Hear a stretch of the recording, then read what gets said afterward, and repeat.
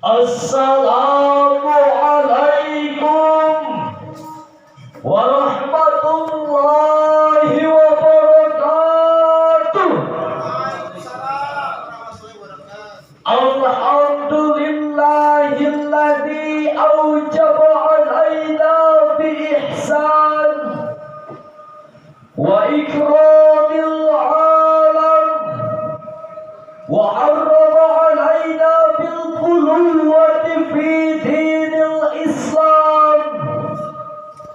Assalatu wassalamu ala sayyidina Muhammadin khairil anam wa kita nasibi nuril ain ya habibi ghayra ma ba'syada. Allahumma salli ala nabiyil mustafa bil adadi wa sallam.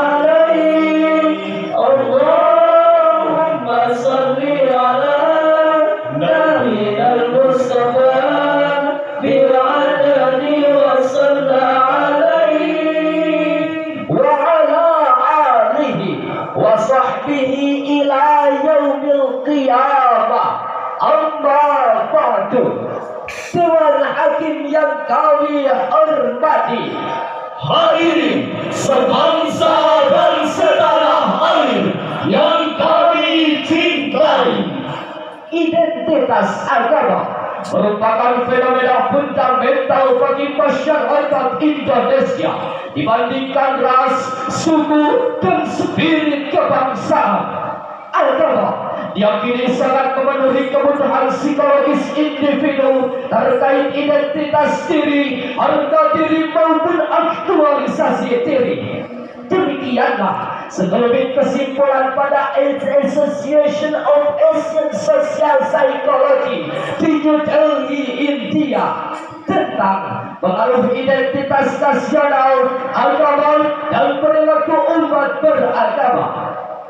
Konsekuensinya, sebagai penganut suatu agama di Indonesia, yang pastinya hadapkan bukan hanya dengan umat seagama, melainkan juga dengan umat yang berbeda agama. Dari segi keyakinan, apakah semua agama benar atau agama yang dianutnya saja yang paling benar? Pertanyaan tersebut menjadi penting direnungkan, karena jika seorang individu beragama memiliki keyakinan bahwa semua agama benar, ia akan dianggap berakidah sabar-sabar. Akan tetapi, jika seorang individu berakidah bahwa ada agama yang dianutnya saja yang paling benar, ia akan dianggap berakidah sabar. Dengan keyakinan seperti itu, agama selain yang dianutnya harus dibina ke jalan yang benar. Jika tidak mau, harus dibinasakan. Tetapi andai sikap ini yang dikembangkan, wajah agama yang damai dan bersahabat akan berubah menjadi monster yang paling jahat, teroris yang paling sadis, sikap radikal yang paling brutal. Dan tidak mustahil jika terjadi di negeri ini akan menjadi pemicu terjadinya konflik vertikal, diagonal, bahkan horizontal. Lalu, bagaimanakah cara mengantisipasi agar ajaran, identitas, dan perilaku umat beragama tidak menjadi pemicu perpecahan di tengah-tengah kebinekaan di Republik tercinta ini? Sebagai jawabannya, moderasi beragama dalam bingkai Bhinneka Tunggal Ika adalah tema Syarhil Quran yang akan kami uraikan pada kesempatan kali ini dengan berlandaskan pada Al-Quran surah Al-Baqarah penggalan ayat 143.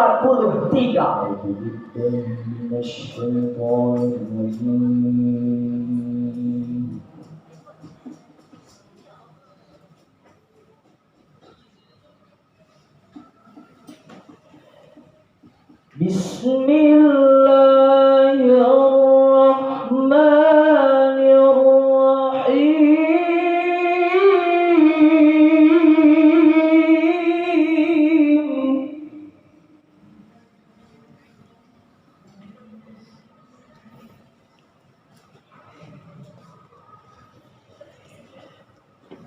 وَكَذَلِكَ جَعَلْنَاكُمْ أُمَّةً وَسَطًا لِتَكُونُوا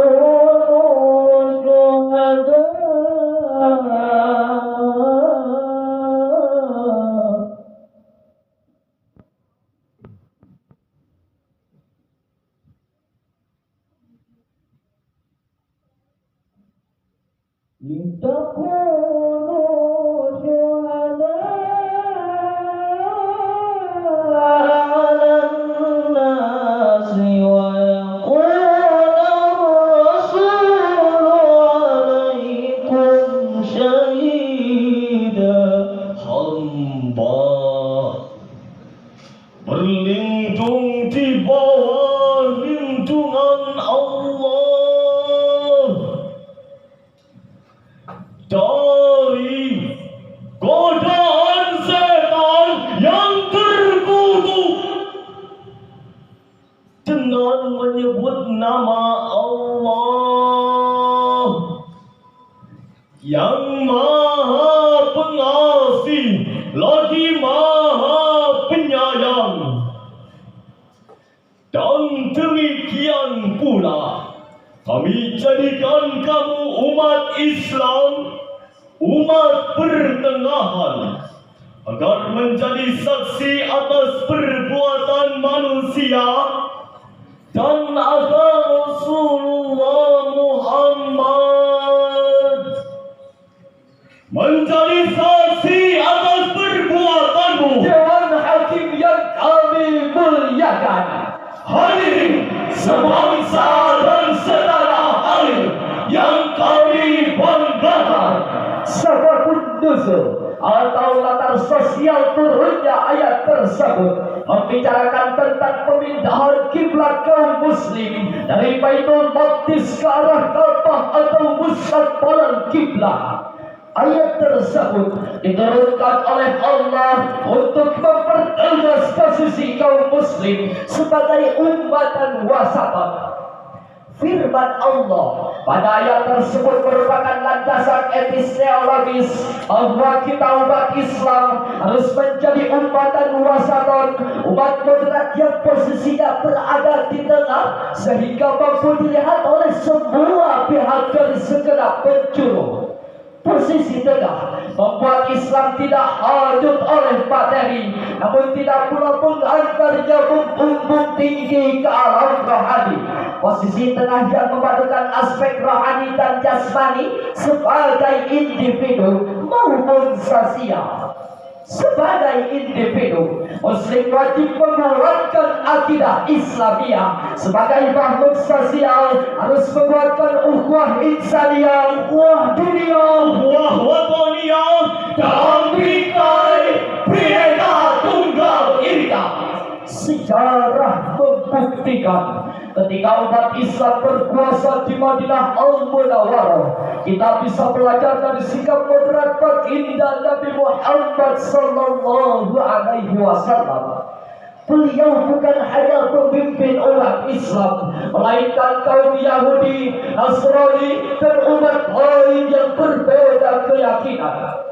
Ketika Islam sampai di Eropa dan memimpin peradaban di sana, ternyata sikap moderat umat Islam terhadap kaum Kristiani telah memberikan contoh toleransi beragama yang belum dikenal di Eropa. Mereka lebih memilih berada di bawah kepemimpinan umat Islam untuk menjaga jiwa, harta, dan agama mereka. Demikianlah catatan tinta emas yang ditulis oleh Thomas Walker Arnold, seorang sejarawan dan orientalis, dalam bukunya The Breaking of Islam. Namun sayang hadirin, tinta emas kini berubah menjadi tinta kelam karena julukan umat Islam sebagai umat bergerak di kawasan ASEAN, termasuk negara kita, ini identik sebagai umat ekstremis, radikalis, maupun teroris. Padahal paham-paham tersebut bukan merupakan ajaran Islam yang moderat, melainkan doktrin dari pihak yang berkepentingan secara sosial, politik, dan ekonomi yang menggunakan isu-isu beragama secara berlebihan. Pemahaman ini dalam istilah agama disebut gulu, yaitu sikap berlebihan dalam beragama sehingga melampaui batas-batasnya. Demikianlah penjelasan Khalid Abdurrahman Al-Aqi dalam Syafatul Bayan di Al-Quran halaman 516. Lalu timbul pertanyaan, bagaimana solusi mengantisipasi agar ajaran itu terlaksana? Sebagai jawabannya, mari kita renungkan dalam firman Allah, Quran Surah Al-Mumtahanah ayat 8. La yanhakumullahu 'anil ladzina lam yuqatilukum fid-din wa lam yukhrijukum min diyarikum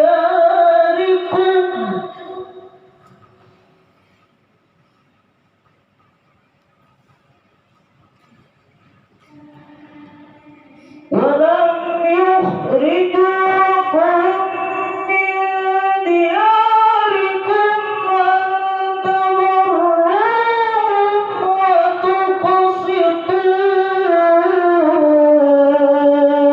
إليهم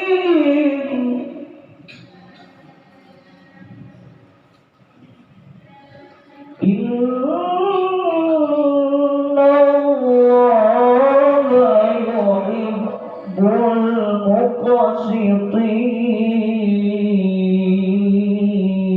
المقسطين صدق الله العظيم.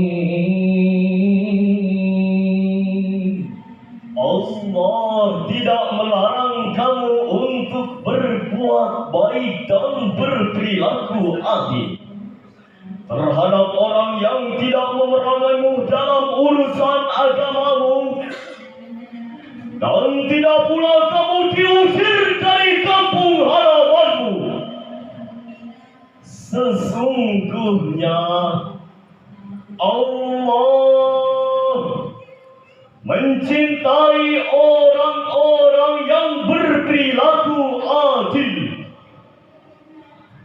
Maha benar Allah dan Maha Agung dengan segala firman-Nya. Dewan Hakim yang arif dan bijaksana, Hadirin sebangsa dan setanah air yang berbahagia, firman Allah pada ayat tersebut merupakan landasan metodis dalam agama. Ayat tersebut dikaitkan dengan kisah Asma putri Abu Bakar As-Siddiq yang didatangi oleh ibundanya Sayyidatina Fadilah yang saat itu masih belum seagama.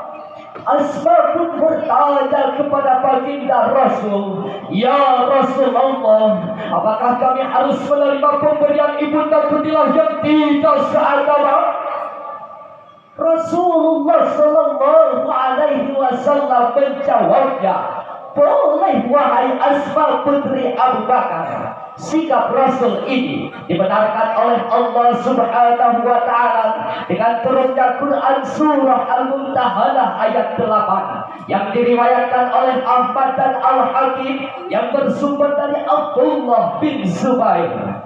Hadirin, kini saatnya kita sebagai bangsa menatap masa depan dengan mau bergandeng tangan. Mengapa demikian? Karena sikap menutup diri dan tidak bertoleransi hanya akan merugikan bangsa sendiri, dan sikap radikal dan tindakan brutal yang akan membuat bangsa kita semakin tertinggal. Sebagai contoh kelam, Pada tahun lalu terjadi sederetan kasus terorisme dan radikalisme di berbagai wilayah di negeri ini. Mulai dari penembakan yang dilakukan oleh kelompok kriminal bersenjata di Papua, Penembakan Mabes Polri di Jakarta Selatan, membunuh